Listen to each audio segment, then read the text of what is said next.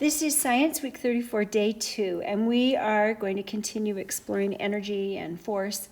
And the question we're looking at today is the target we want to hit is I can ask questions and make observations about the changes in energy that occur when objects collide.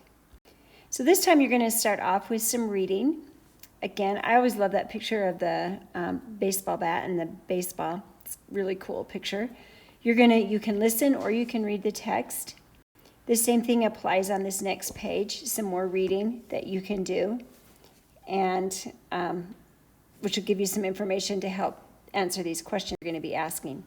So this slide talks about different kinds of collisions that you might have. And so you're going to watch the videos, and as you watch it, think about how does each object's motion change as this collision occurs. And then you're going to explore this question. Augie and Jake are twin brothers. They decide to have a cannonball contest at their pool to see who can make the highest splash. So Augie's going to jump off the regular diving board, and Jake is going to jump off the high dive. So as you look at these two questions, there are two check marks here at the side, as you can see. And those check marks are there for you to move.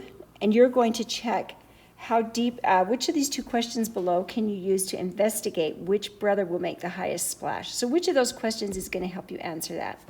So how deep is the swimming pool? Do the brothers weigh the same amount? How high is each diving board? Or which brother is the fastest swimmer? Which one of those are going to have something to do with making the biggest splash or the highest splash? Then they give you a chart. Augie jumps off the regular diving board and Jake jumps off the high dive. And then they measured the height of their splashes, and those are in the table right here.